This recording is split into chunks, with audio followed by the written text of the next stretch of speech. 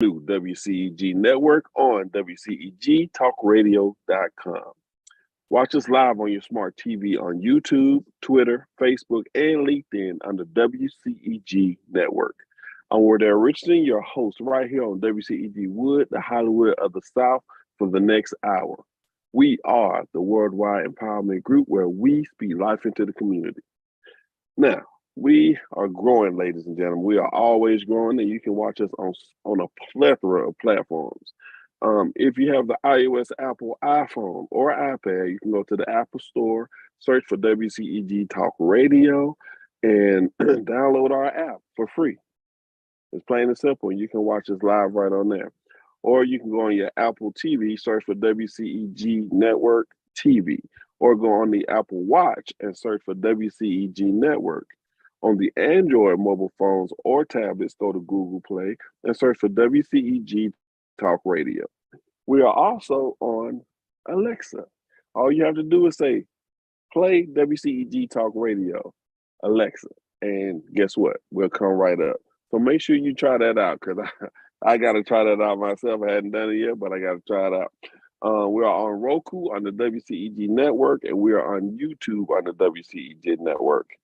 Lastly, we are on 12 different distribution platforms for podcasts. We're on Apple, Google, Amazon, iHeart Radio, Spotify, Spreaker, Podcast Addict, Podchaser, Deezer, Castbox, and JioSaavn, which is in India, and Goodpod.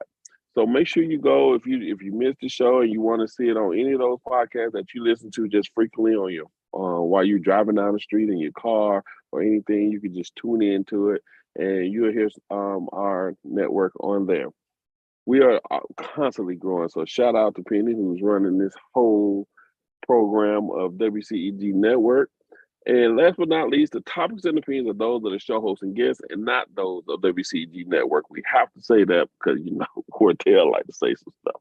But we're going to keep it moving. Before I introduce my lovely guest, we have a few PSAs that I just want to mention.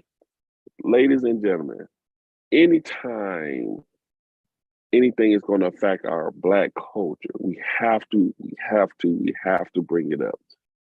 The government is going to be shutting down Medicaid next year.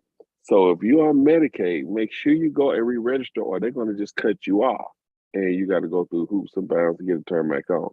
So you can go and re-register right now under staycovered.ga.gov. That's staycovered, STAY, cover, COVERED.ga.gov, or gateway.ga.gov. GATEWAY.ga.gov. Make sure you get this done by April of 2024. Make sure you get that done ASAP, because they will be shutting down Medicaid. And they're probably going to send out letters to people with Medicaid, but they trust me when I tell you they're going to wait till like a week or two before, and you're going to get your letter, and the next day you're going to need to go and re-register, and it's going to be a whole haywire of a mess. So make sure you go and do that ASAP. It is very, very important to all my people, because this right here, it will mess up our Black people who are on Medicaid, and your kids won't be covered. You won't be able to get them any hospitalization, any insurance to cover any illnesses or anything. So please, please, please make sure you go and re-register. Peach Care for Kids. So make sure you go and re-register. Also, local elections are coming up. I'm a little bit under the weather, ladies and gentlemen, so I just want y'all to know I'm a little bit under the weather, but I'm going to get through this. The devil is a lie. I am pushing through. We have local elections coming up. So please, if you are not registered, get registered to vote. Don't just wait until the presidential elections later on. Make sure you look into your local elections. It is so important, because every city had come up with different laws and different things going on in your community that could affect you. And you have no idea how it's even going until something happens, and then you're wondering why this is happening. And it's because you didn't go and vote or you didn't know what was going on. You need to know who's running in your community. You need to know who to vote for in your community. You need to go online, Google what's going on in your community, and see who's running, see who's fighting for you, see who you agree with, see who you don't agree with, and go out and vote. October the 16th is early voting, and the main voting date is November the 7th. If you don't know that if you're registered to vote, make sure you go to sos.ga.gov. That's sos.ga.gov. Please go and make sure you're registered to vote. Our local elections are just as important as the big elections with the presidential election. You know, we've been interviewing people from local elections here on our show, you know, on the different shows on this platform. So make sure you go. In fact, my next show is someone who's running for office. So make sure you go and you vote on your local elections. They are so important. I just saw something earlier where, especially in Cobb County is the craziest.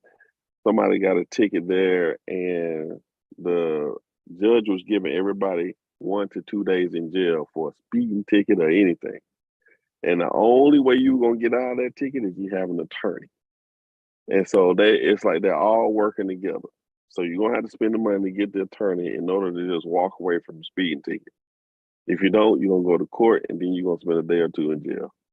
Simple as that. You can stop all this if you pay attention to what's going on in your local election. So make sure you focus on that and see what's going on. I'm just now learning about this government in the past 3-4 years. I have really become involved in our government and understanding what's going on. And now I see a broader picture of what's happening in our communities, what's happening in our country. And it is so important for us to be ready to vote so we can fight against these different things that are going on, especially for us Black people. Because a lot of the things they're voting against affect Black people all the way around. So please go get registered to vote and take a chance and opportunity on looking into the local elections and seeing what's going on and voting. Okay? I'm going to mention this every show until it happens because it is so important.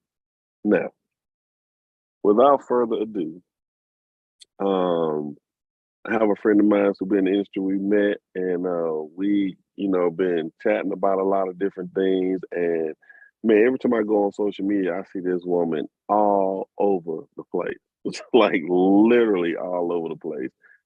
She is a host. She is she's an actress. She does where's my list? Because the list goes on and on. She's a mother. She's a publisher. She's an entrepreneur. She's a speaker. She's a commentator. You name it, she does it. Michelle Taylor Willis, hello and welcome to WCEG Hollywood of the South. Hi, what's up, Wardell? Hey, it's so good to have you on here. I was under the weather. I said, oh no, I'm doing this show. I am doing this show. We certainly could have rescheduled. I hate that you're not. No. No, it's all good. You know what I'm saying? Because I was looking forward to this show. And then you're so busy, I had to wait a while to get you on the show. So I'm just like, I'm not going to pass this up. Well, I appreciate you just working with my schedule. Yeah, I appreciate you working with my schedule. No doubt. That's what we do. That's what we do. That's what we do. Now, let's just start from the beginning because you're a native Floridian. Yes. Am I right?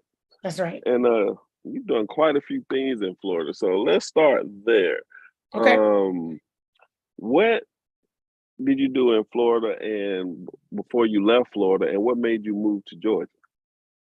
So I'm from Jacksonville, Florida, and I stayed in Florida through about 10 years post-college. So I graduated from high school in Jacksonville, and then I went to Gainesville to attend University of Florida. Go Gators. I know we are stinking up the field again this season, but there's always hope. Um, and then I moved to Orlando after I graduated from college. God bless you. I went from college. I left college and went to Orlando, and I lived in Orlando for 10 years. And what brought me to Atlanta was that I got married and my husband was here in Atlanta. So I moved to Atlanta. Okay. And you're a mother of 4 boys. 4 boys. One is 17 years old today, actually. Get out of here. You look like you 20. I give you 28, 29. Will you really? Are you just like trying to play me up right now? Truth be told, my oldest is 24. Wow. Yeah. So 24, 17, 15, and then 12. Yeah. Nice. So you in Florida. First of all, how was it staying in Florida? Because Florida, a lot of tornadoes and stuff go through Florida. Like how was hurricanes? Oh, hurricanes. I meant hurricanes. Yeah. We don't have a lot of tornadoes, but hurricanes. How is it living in Florida? Because it's hot, number one, and then you have the hurricanes that come through there. What's the hurricane? I find it kind of difficult to live in Florida, me personally. But did you live in Florida? No, but I was always down there. Okay. And I was down there, right, because my job sends us down there a lot of times to work after there's a major storm and stuff. And sure. I was like, nah, I can't do Florida, man. It was it was a lot going on. How was it for you living in Florida? I loved Florida. Like I grew up by the beach, I was a beach girl, a beach kid. And that's why it's so funny because I love to swim. I love the water. I don't particularly like the beach. I don't like the sand. If I could have the beach without sand, I feel like it'd be a glorious world. But for some reason, there's sand like all over the beach, which is disgusting. But I like the idea of the beach. But I grew up, for most of my life, I lived like right by the ocean. We lived, our house was a block from the ocean. And so to your point, hurricanes were a thing, right? Right. We would have hurricanes come through every season. And for a while, the house that we lived on, one of the houses we lived on right on the beach was 3 stories. It was a triplex. And so whenever the wind would come, like we could hear it howling, but then I'd always kind of feel the house kind of, you know what I mean? Yeah. Which was very scary. But you just kind of got used to it. And so, like the hurricane comes through and then you go outside and play in all the water that's up to the, door. And you know what I mean? It was most of the time though, the hurricanes weren't that bad. You know what I mean? It's just every few years you get one that's devastating, unfortunately. So that wasn't too bad. I loved growing up near the ocean. I loved growing up where there were pools open year round. When I moved to Georgia, all the pools are closed. They close like on Labor Day and open back up on Memorial Day. I'm like, when I first moved up here, I was like, why are the pools closed? Like who closes a pool when it's still hot outside? But like the pools are closed. I'm like, that's stupid. So I didn't like that. I love that about Florida. Yes, it was very hot. We did not have a lot of seasons. Our seasons were like hot and not so hot. That's pretty much how I remember growing up one year, I was probably in like 10th grade and it was freezing and there was like ice and we didn't know what to do. It was a disaster and it was really bad that one year and then it never happened again. So, I don't know. It's, you know what I mean? It's like. Well, see here in Georgia, we have those winters, so the pool's got to close. But at the same time, but they don't have to close on like September 4th. Like it was still 100 degrees when the pool's closed. Sometimes, yeah, you're right. I'm like, this is the dumbest thing ever. Yeah, but I don't make the rules. Whatever. So there's that. Now I read that you also were a competitive gymnast and cheerleader. Yeah. Now, I'm trying to get my daughter into gymnastics. You should. So you got to tell me a little bit about that. I think if I had a daughter, I think everybody who has a daughter should put their daughter in gymnastics. Really? Why is that? Absolutely. It teaches a lot of things. One, if you do it for long enough, like you can't do it for like a year. Like if you do gymnastics for like 7, 8, 9 years at a competitive level, you will automatically train your body to be a certain way for like the rest of your life. All of my friends that I did gymnastics with back, long time ago, all of us are still in pretty good shape. Nobody's like really overweight. Everybody still works out. Everybody, I mean, it's like you train your body for life. It literally your body for life. So I tell my friends, like, if you can get your daughters in gymnastics from like maybe 4 to 5 years old and keep them there till at least they're like 15, 16. It's going to train their bodies. Like my body, I mean, it's bigger than it was, but my body shape is pretty much the same as it was when I was like 16, 17, 18 years old. And it's because of gymnastics. Like I trained my body how to maneuver, I guess, around my lifestyle, which sounds weird, but it's actually pretty true. It also trains your muscles. So like my muscle memory is crazy. I cannot work out for 3 weeks, no weights. And then I can work out for a week with weights and my muscles will come back. It's just, right. So that's the first reason. 2, it teaches team. I love sports where, there's an individual component, but you also have to work as a team. Discipline. The discipline in gymnastics is sick. Like, just really sick, almost not healthy sick sometimes, right? But it teaches a level of discipline and fortitude and like this attitude of you just can't give up. Like once you kind of put your mind to something and you decide this is what I'm going to do, you're not going to not do it. And so it's a level of discipline that it's really unparalleled. And anybody else who's been a competitive anything, but specifically gymnastics, will tell you that. And you'll see that in very, successful gymnasts, female gymnasts. Right. So the discipline is crazy. Yeah. That's good to know because, as my daughter's 7, so I'm just like trying to, she's in that stage where I'm trying to figure out where I want to put her to start training her. I love gymnastics. Yeah. That's Rain, so right? Thinking, yeah. It's my little baby. Yeah. So so I've been looking around and I think I want to put her in gymnastics. I love gymnastics for little girls. I just think it's great. And I think you keep her in it as long as you can. Yeah. Okay. Now you moved to Atlanta. You married. You get here, you get married, and everything. What's your next move after you get here? What is your goals for being here once you get to Georgia? When I came to Atlanta, I moved, like I said, to get married, but I also kind of started a career in medical device sales. I'd been in pharmaceutical sales for several years, and it was my goal. So I actually kind of live my life in goals.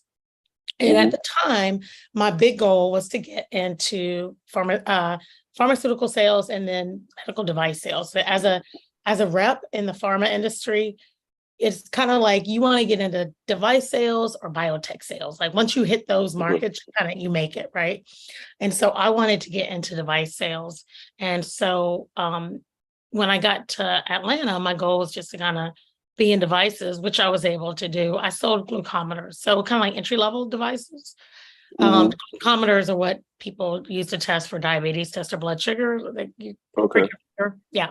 Okay. Yeah. And so that's what I did. And I worked for Johnson & Johnson for 10 years, either on the pharma side or on the device side. Yeah. So my goal really was just to be the best sales rep I could be. I didn't really, I knew that I was going to do something around entrepreneurship. I didn't know exactly what that was. But I didn't have aspirations for leadership within corporate America. I didn't ever want to be like C-suite at Johnson & Johnson. That was never what I wanted to do. I wanted to learn from corporate America and kind of parlay those skills into an entrepreneurial enterprise. Yeah. Got you. So I know at some point you came up with the idea to write a book. Mm. But I'm gonna get back to that. Okay. Because that's a good conversation I want to have with you, because I love what you did with that. I actually ordered it. It hadn't got here yet. Oh, thank I was you. hoping. Well, I I mean, was for hoping anyone to that get doesn't it. know what it looked like, here it is right here. I wanted to have it before you got on the show and say, "Look, I got it." But Well, I appreciate you ordering it. Did you order it off oh no, Amazon? yes, Okay, cool. yes, Yeah. yes, yes. Yeah. So I want to talk to you some more about that, because I just love that idea, the whole idea about what you wrote about. I did read the inserts that you had about it and everything, and I said, okay, we got to talk about that. That's gonna be a conversation.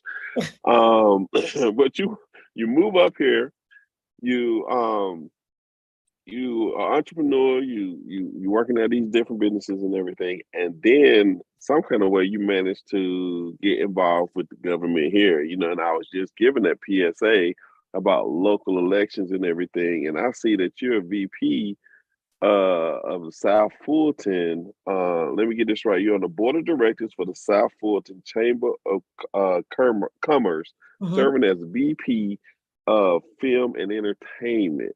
That's right. Okay, so how did you get into that, and what was the process? So really, I just served on the board. Well, I got involved with the South Fulton Chamber. So for anybody, here's a little gem. Anybody in business or starting a business, or you're wanting to be in business, you should always find your local chamber. Here in Atlanta, there's several. There's Metro Atlanta Chamber of Commerce, which is the big one, right? There's South Fulton Right. Chamber, there's Cobb County Chamber, there's Douglas County Chamber. Find your local chamber of commerce. That will get you networked with resources for establishment and growth, leadership. I will network you with other partner companies, network you with companies that can use your business. So that's what I did. What happened is my business partner at the time, who helped me start the magazine, the first thing we did was we went to the Chamber of Commerce to help us get this magazine established in the area where the magazine is or was going to be. And so, Diane Matthews, who is still the president and CEO of the South Fulton Chamber, kind of took me under her wing and was like, you really should get more involved within the chamber. Like, don't just show up, like, get involved. So I served as an ambassador. Serving for me is never a problem. Like, I don't mind doing grunt work, right? And just kind of getting in and working. Even now, like, no problem starting at the very bottom and working my way up. So, and so what I did was I served as an ambassador, and the ambassadors are kind of like the face of the chamber. They greet people at events and make sure everybody's where they should be, and work, do all kinds of different things, right? But they're kind of the face and the grunt, and the workers of the chamber. So I started there. And then while I was a member and ambassador, I got a couple of awards from the chamber. I got Outstanding Business Person of the Year one year. My company got Small Business of the Year one year. And so you have a media company, correct? I do have a media company, yeah. But at the time, it wasn't a media company. It was just a publishing company, because all I had was a magazine.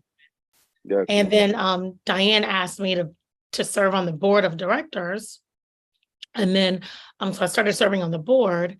And then she knew that I was kind of entering that film and entertainment space. And so then she asked me to head up, their film and entertainment committee, which was kind of just getting started. It wasn't very big.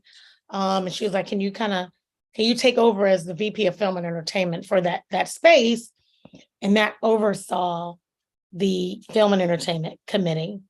And so that's kind of how I got into film and entertainment within the chamber. Yeah. Got you. So does that make sense? That makes plenty of sense. Okay. Absolutely. Now, once you got that role over film and entertainment, what are your responsibilities in that role? Great question. Yeah.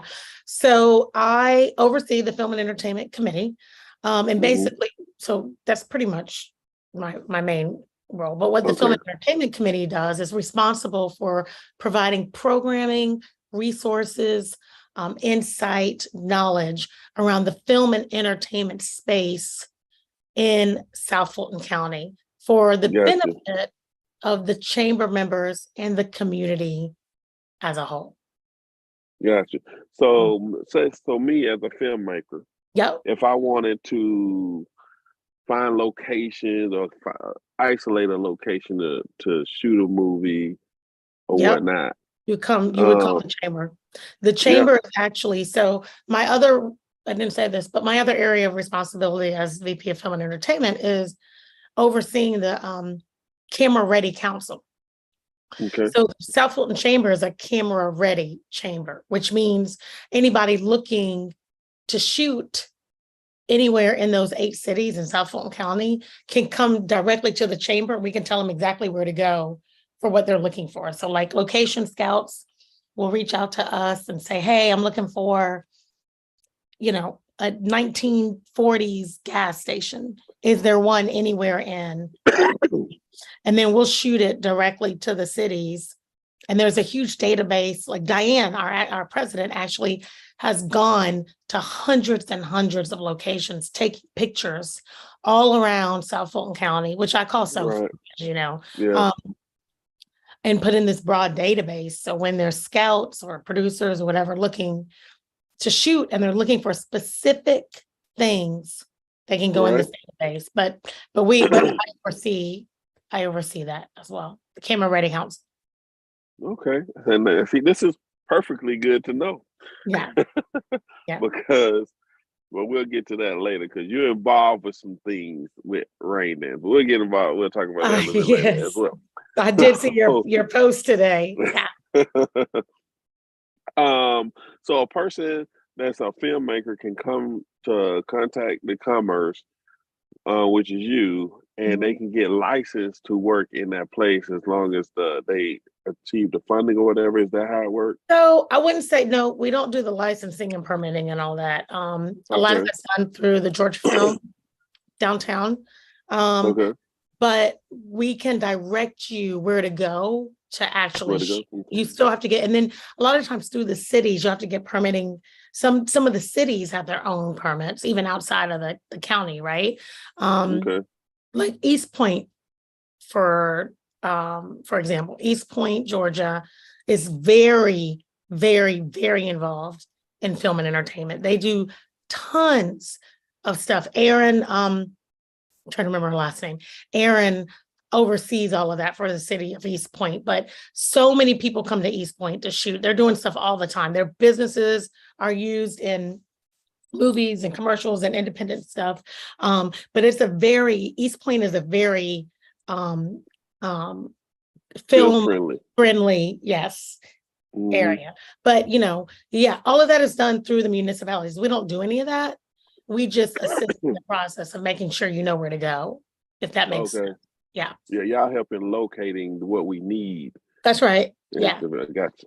Right. This is great information because I was trying to figure that part out for a minute. And you just answered that. So you're welcome. I thank you a lot for that. So now that we got to that part, I want to go back to this book that you wrote. Now, after all that you're a mother, you do all these different avenues of you're in the entertainment industry, you're in the hosting industry, you do so much. When and how did you have time to get a book done? Yeah, so when we were all sitting around the house not doing it, right, during COVID, when everybody's like, why am I here? Why do I exist in this house? I can't leave. Like, you know what? Let me just put some thoughts down. Actually, so people have been telling me like for years and years and years to write books about different things, right? And so I've been very intentional about kind of keeping things in my head about what I would write whenever the time comes. And one of the things people always would say to me is that, your children are so well behaved, they're respectful, that, all these different things. And even my friends, my really close friends, are like, you should kind of jot down all the stuff you do with your kids that have made them be these ways. Now, my children are not perfect, nor am I a perfect parent. I just put that out there. I'm not a licensed psychologist or therapist or any of those things. I'm not any of that. I can put that in the book because I don't want no smoke. Right. Right. But there are just some things that, I think that we've done that have helped kind of create these beings that are pretty self-sufficient and have been for a long time, worldly thinkers, all of these things. Yeah. And so I kind of had them down. And then somebody said, you really should write a book. You should put all this stuff in a book. And I was like, you know what? I'm not doing anything else. We're just sitting around here walking for hours at a time in between Zoom calls. And so that's what I did. And that's how the book was born. I mean, it's a guide. I call it a guide because I think in my book thinking world, I probably won't ever sit down and write like a 400-page book because I just don't have that much. Like, I don't think I can sit still that long, but even for like 30 minutes at a time. But, my book it's like 70 pages, 80 pages. It's a quick read. You can read it in 1 to 2 hours and you get, and it's in nuggets. So you could take the information and go and use it immediately and actually execute and see some immediate change. So I call it a guidebook. And I believe all the little like books I'll write will probably be in that same fashion, like quick chapters, quick reads. You can go and use it and do whatever you need to do with it quickly and be done. So. And it's called Raising Significance, right? That's right. Yeah. Okay. A guide to raising independent, well-rounded, and confident kids. Yeah. Yeah.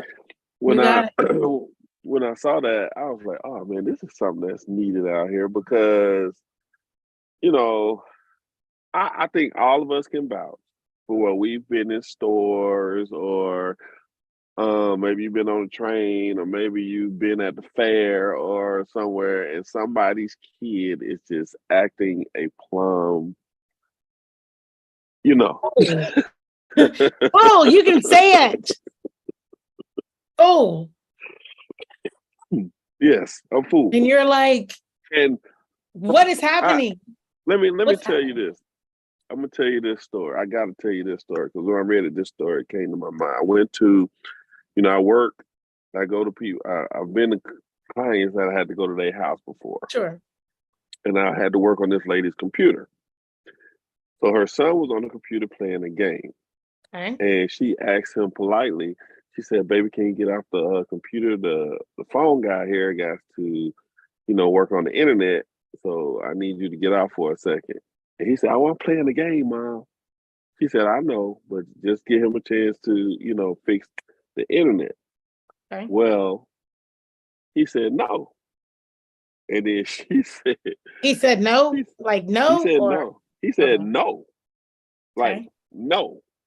So she asked the son again, nice as she could be, and told the son, look, I need you to get off the computer right now because he's got to get on there. We've been having issues with this computer and he needs to look and see what's going on. Okay. And he got mad. He jumped up. He slammed the chair into the desk and this happened in front of you? In front of me. And walked off and said, and he got in his mom face and you make me sick or something like that. And then he walked off and went to another room. The lady looked at me, face turned red. She sits down. She said, I am so sorry. She sits down on the computer and she starts typing, logging him off and stuff. All of a sudden, the little boy come back around the corner because I thought it was over. He comes back around the corner and just his mom right in the head. And her head hit the monitor. Oh my God, you're making this up. This isn't true. I kid you not. I kid you not. My mouth just dropped. I didn't know what to say. I just dropped. And she said, that's it. I'm out. It's like, so what happened? He went off at that point. He was done. Like, he did what he had to do. But my point in saying that is, he got that from So somewhere. he's still alive? I mean, he's breathing and everything. Like that's happening. Okay. First of all, let me make this clear. And if anybody is listening who is Caucasian, I'm not saying that all of you are like this, but that would never I was going happen to on the ask you. I just wanted to know what they look like. I just want to know what they look like. Yeah, like what color? They What color were was their white. hair? They What were color were their definitely eyes? white. They were definitely white. And the lady looked at me with her face just red because she almost was in tears. And I know. I said, ma'am, I will close my eyes. Just do what you gotta do. Like, that's what I said. Yeah. And so when I saw your book, I said, oh my God, if people could just, I think most families and parents, even parents, because a lot of parents like to be, quote, best friends with their kids Yeah. and eliminate the being a parent part. Yeah. And I don't, you got to know how to be a parent and also open yourself to those conversations to have with those kids. You Yeah. know what I'm saying? When they have to go somewhere to talk, you have to just be prepared for anything they have to want to talk to. Absolutely. But the ultimate thing is that they need to respect you as their parent. Absolutely. Yeah, for sure. Yeah, for sure. There has to be a level. I'm sorry, I'm still taken back. I'm telling you, Like, I was taken back by that for a long time. I yeah. could not believe it.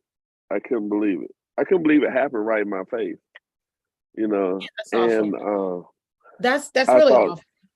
yeah, that was one of the worst things I ever seen. I can't even fathom that. And I think so there's a couple things here, right? I mean, you talk about being our kids' friends, and this just happened. I was just having this discussion. I think I did a book signing a couple weeks ago, and maybe I was just interviewed. I don't know, but just within the last week, I was having this conversation about whether or not to be your kid's friend, right? Or Right. whether you're being, yeah. And I said, like, we're not friends. I mean, we're friendly. We Right. friend like, Right. we do friend things, Right. right? But we're not friends. Like, I'm Right. still not friends with my mom. Right. Right? Right. Yeah, so there's this balance that happens where somebody in the one of the listeners attendees at this book signing was like, well, do you have open communication with your kids? Like, if you're not friends with them, do they engage with you? Do they talk to you? And I'm like, yeah, like my kids talk to me all the time. They talk to me about a lot of things. Like, I Yeah. remember 24-year-old, I wish he would stop. I wish he had really stopped talking to me. Sometimes I was like, I've heard enough. I don't want to know. Just, like I feel like my ears were bleeding, right? Yeah. But so there's a level of being able to establish like, hey, we can talk. Because I am a disciplinarian and I do discipline. But my kids still like they have a healthy fear of me, kind of like, they talk about that healthy fear of God. I think our kids should have a healthy fear. So that it's a really fine line, right? To where they feel safe enough where they can come and actually have discussions with you about things. But they also know like they don't want the smoke. Right. You know what I'm saying? Right. Yeah. Yeah. So You thankfully, gotta instill that in them. Yeah. yeah, thankfully, I think, we've done a good job of instilling that. And so they're very communicative. Part of that is kind of some of the things we do, like, we eat dinner together every night. Right. For the most part. I mean, sometimes there's football practice, whatever, but we eat dinner together and we encourage conversation as a family. The kids talk amongst themselves. They'll talk to one of us about different things. So there's always this open line of communication. And it's like, I'm the boss, but you can still talk, right? And it's not my way or the highway. Like sometimes it is, but it's not always that way. Like I make mistakes. Sometimes I mess up and I tell them like, hey, I didn't do a good job. I messed up. Right. can you forgive me? And and they're like, yeah. So there's a balance, and it's hard to know the balance, but I think sometimes if you kind of just do certain things, it manifests organically. Yeah, If that makes sense. yeah. Yeah. You know, I speak a lot about my daughter. She's 7, Mhm. and she loves Roblox. That's the thing, Roblox. Yeah. So I I put her on punishment for Roblox because she was on there talking with the people, talking with somebody that was on there, and I kept telling her, "Do not talk to those people that's on that game. Some of them are not kids your age. Some of them are Right. grown men." You Absolutely. know, so she on there talking about some stuff and whatever, and what she was saying on Roblox shut her page down. What So 7-year-old Rain was saying? yes, What was my Rain little talking kid. about? Who was she talking to? I don't listen, and I didn't. And so when she came to me, she said, and then this just happened about a week ago. So she came to me and she said, "Daddy, something's wrong with my iPad. I was on Roblox and they just shut me down. Yeah, They the kicked me government out. shuts you down, Rain. Yeah, they kicked me out." And I said, "They kicked you out?" But see, I didn't know Roblox would shut down the page because I have an age limit on her page. So if she says things that are not age limit appropriate, Yeah. Roblox would shut you out. I had no idea they'll do that. I'm thankful for that, but I had no idea they'd do that. Mhm. So when I got on there, it showed me exactly what she was saying, before I logged back in. Mhm. And I looked at that girl. What was she saying, if you don't mind me asking? Can you say She it was or just would you saying prefer? stuff like, yeah, she was just saying stuff like boyfriend and the other thing, she said something dating and stuff, but she was talking about the characters dating and being girlfriend and boyfriend. But Roblox didn't like it at all. I'm not mad at Roblox, and I'm I'm not either. good for you, Roblox. 2 thumbs Yeah, up. yeah. Okay. So they shut down the page. And when I got on there, they showed me what she was doing that made them kick her off. Yeah. So I took the Roblox from her, and I took the iPad from her for about a week. Then I let her get back on there, but she couldn't get on Roblox. You know, so she was a little disappointed and stuff. So I asked my daughter, during this time because I always want to. It was something in me that just want to know how did my daughter think of me while she's on restriction. Mm. You know what I'm saying? Mhm. Cause kids hate their parents when they got to be on restriction. You know what I'm saying? Yeah. Technically. So I said, Rain, how do you think of your daddy? Like, when you think of your daddy, what do you think? He said, you're nice. You're nice to your friends. You play with me. You make me laugh. Like, she was saying all these beautiful things. And I said, really? So you're not mad at me that you're on punishment? She said, no. I said, why? She said, because I was wrong. You know, and I was so That glad made you she feel said that. good. Yeah. It did because Yeah. I don't. I could have went off and and been like ready to spank a little bottle, but I decided to have a really serious conversation and show her videos of what happened to other kids who got caught up in Roblox, That's right. Yeah. and she was like, oh, "That could happen." I said, "Yes, it could Yeah, if good. you keep And I doing talk what you're about that in doing." the book too. You'll see that in the book. I talk Yeah, about one of the reasons they need to respect and obey us is because that's how we right, protect. right, Like, I can't protect you if you don't listen to me. If you don't do what I right. tell you to do, then you're going to end up in the trunk of some idiot's car, never to be seen again. You know what I'm Absolutely. saying? And they Like, take boys it's and real. girls. Yeah, boys and girls. Yeah, Yeah. it's real. Like, we see these stories all the time. I mean, hell, we got an Amber Alert yesterday. We had an Yeah. Amber I Alert got that Amber Alert. yesterday. Yeah. Yeah, so I say this stuff to my kids and they know, Yeah. like, but it's real important. Parents are like, well, I don't want to make them do anything. And I'm Man, please. like, when I tell you to do something, you need to do it Yeah. now because I literally could be saving your life, Yeah. right? If I say get in the car, get in the car. There's a weirdo back here with something in his pocket. Get in the car. You don't need to ask me why. Yeah. Right? You know, Yeah. I had a little girl tell me, because I had got on my daughter about something somewhere, and this little girl said, "You're a good daddy." And I looked at her, I said, "Why you say that?" She said, "Because my mama just don't care." And I said, "Wow." You know, I what I learned, because I talked to a therapist once, and she said kids love discipline. They do. It lets them know They you love love it. them. It It lets lets them them know you know. love them. Yep. Yeah. But see, they'll be mad, but it's only for a minute. That's right. You know, Yeah. they'll be mad for a minute. Now, when they become teenagers and stuff, it's a little different level of anger. But when they kids like right now, you know, they don't understand why they like it, but I think that they start growing into understanding why they like it. And so I just applaud you for your book. I think it's an amazing tool.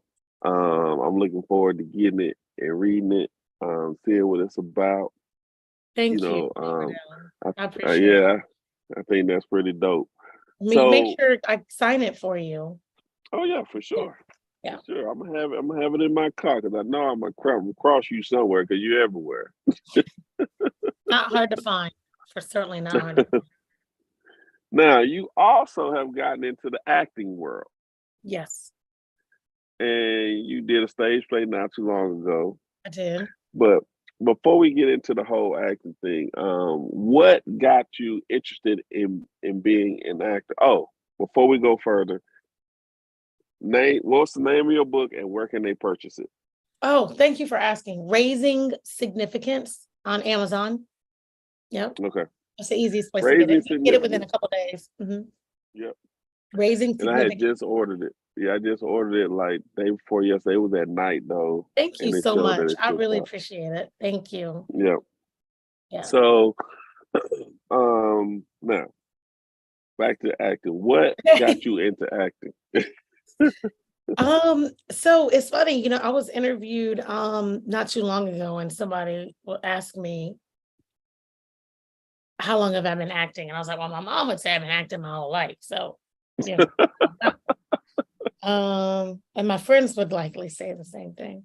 I think I know for sure I've always had an interest in acting. I just didn't really think I would ever do anything that would, that would come to fruition. Right. I used to say when I was younger, I would always say I wanted to go to New York and live in New York and, be on Broadway and get discovered. And I would say, that I would be somewhere and someone would pass me by and say, you know what? You're it. You're her. You're the girl. But I wasn't going to work for it. And by what I mean by that is I wasn't going to Juilliard. And I wasn't going to, Right. I was just like, they're going to discover me. And when they discover me, then I'll do the work to be, but I'm going to go and build businesses and start families and you know what I mean? Whatever. Yeah, right. What happened is when I came to Atlanta, I'd been here a few years and I had 3 of my 4 kids, I think. And I was at the Commerce Club and this woman I saw that she was kind of looking at me while I was sitting down. And I was looking back at her because she had really big, beautiful hair. So as I was leaving, I think she stopped me and she said, hey, do you do any acting? And I was like, well, my kids do, because my kids were in not a lot, but several commercials, like, when they were younger, they did quite a bit of acting. Okay. And I was like, my kids do. And I said, I don't, but I can. And she said, you know what? This is about to blow your mind, Wardell. She said, you know what? I'm looking at you and I think I've got a role. And I think that you're the person for that part. I think you could play this role. Now, she just thought me. And I literally was like, that's exactly what I said was going to happen. Right. Right. And it didn't work. Well, she said that. And then I was like, okay, all right, well, what do you got? And she told me about this movie, that she had written. and she's a writer. And she said there's a waitress that I really feel like you can play this waitress, but the only thing is that she speaks French in the film. Do you want to guess what language I speak? French. Yeah, pretty good I French. read that you Yeah. fluent, that you I can speak speak French. pretty good fluent French. So when I told her that, she was like, so that project never happened, but she is the one that cast me in a play about 5 years ago called Dignity. And Dignity kind of opened me back up to the acting world. I had a pretty large part in an ensemble cast, about 8 women that were all struggling with mental health challenges. And I played an alcoholic that had multiple personality disorder and schizophrenia. So it was a perfect that's fit. a deep role. It was a perfect fit. I lived that life. No, I'm just joking. I slid right into the character. It was very tough. And I asked her, and her name's Tawanda, by the way. And I said, Tawanda, like when I was struggling, because I was really struggling. Wait, Tawanda, dark skin, big hair. Yeah. I know her. Go ahead. Patrick, yeah. Yeah, because Tawanda, I say she discovered me. You know Tawanda? I do. She did the Cheesecake Boys too. Yeah. Like that. Yeah, I know. Yeah. When she did the last run of it, I hosted that for her. Okay. Yeah. But she I asked her because I was really struggling with the role because it's a lot. Like that is very heavy because I played like 4 different alters. Yeah. And then I had to play an alcoholic, and it was a very challenging role. And it was my first like major role. And I asked her, why would you cast me in this? I was like, why? Because she had, some other big names in the play. Like there was another woman in the play, Karen Moore, she plays the first lady on the Oval right now. Right. But she had her, and she had Carrie J. Baldwin, who's a good friend of mine. Carrie's been acting since she was 5. Yeah. I'm like, why would you do this to me? Like, this is grueling. And our director, who was fantastic, but she was really tough. But you sludge your way into rehearsal, and I'm thinking like, oh God, what am I going to do with this character today? I get in front of the director, Nikki, who was fantastic.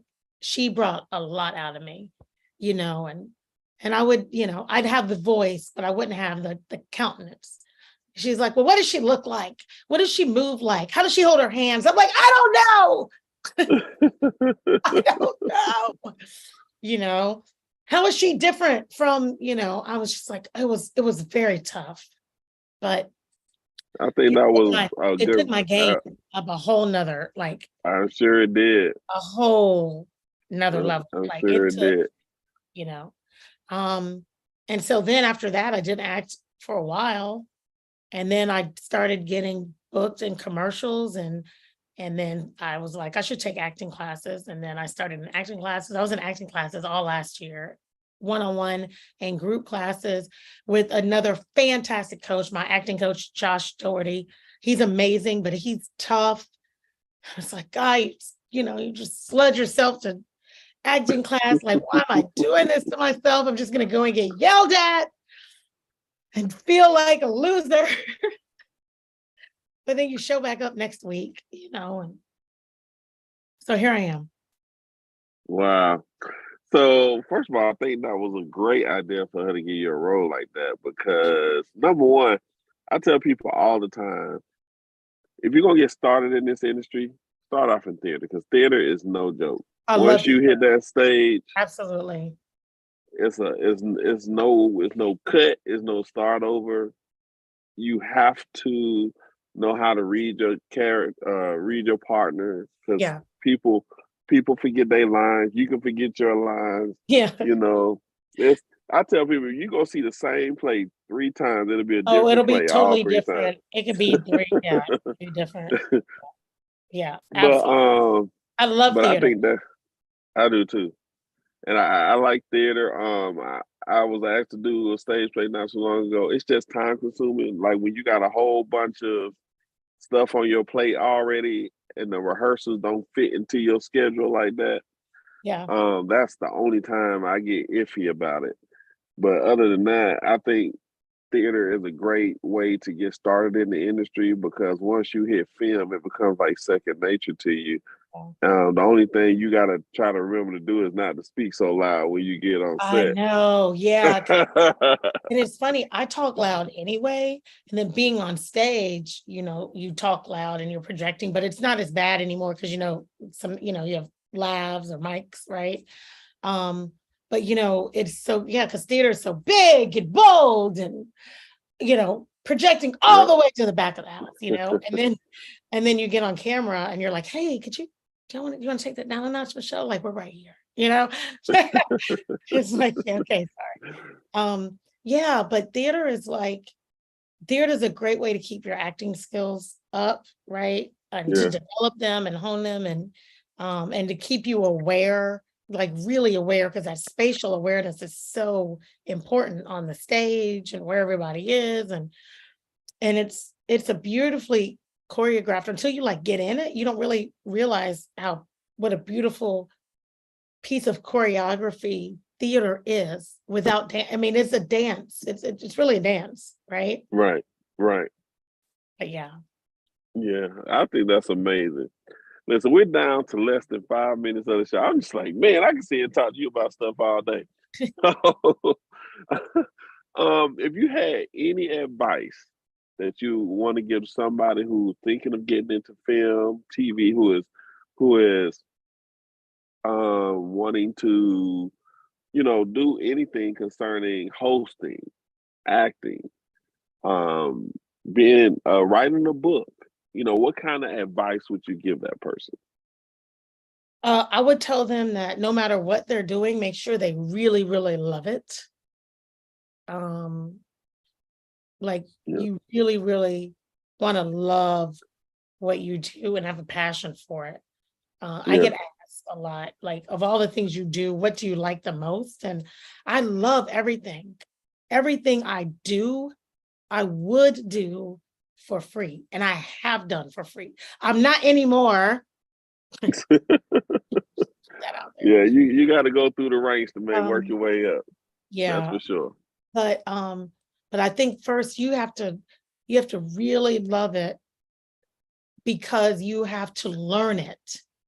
Right. And in order to learn it, you have to go through the steps of like learning and reading and studying and understanding and asking questions and being around people who are there already or are where you want to be, right? And being able to be critical of yourself and accepting criticism. And even when you think you're good at something, there's still, you know what I mean? Like, there's still always places to get better. And so I just think you have to be open and you have to love it. You really, really do what you want to do.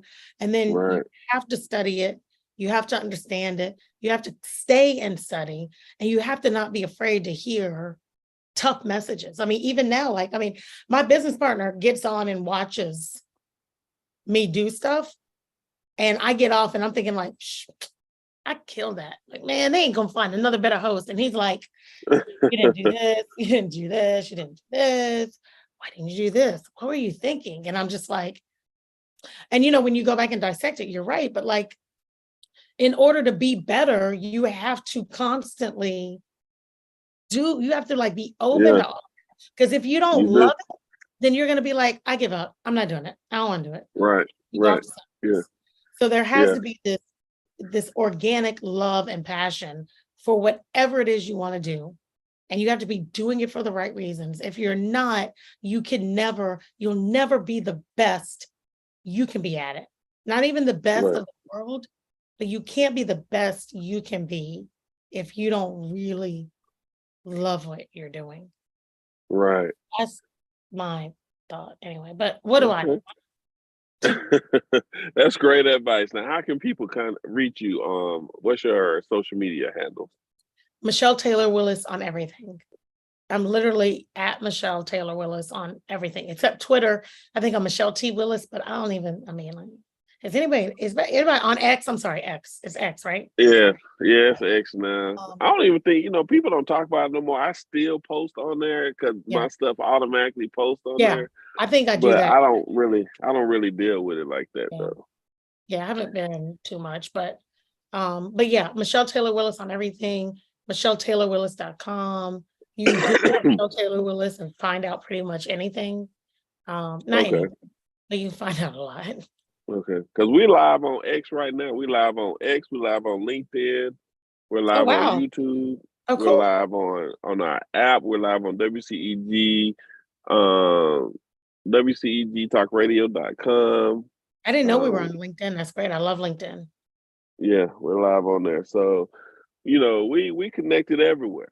And I appreciate you for coming on the show. You're a great person to interview.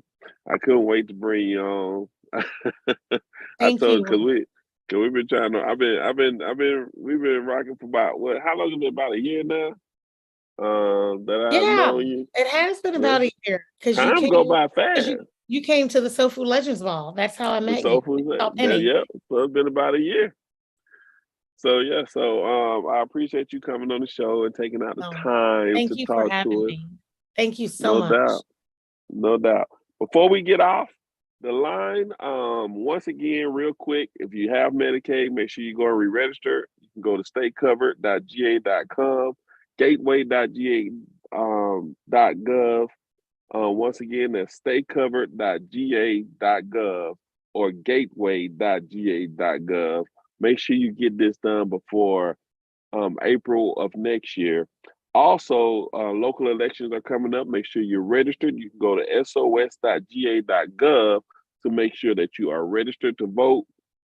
And early voting starts October 16th.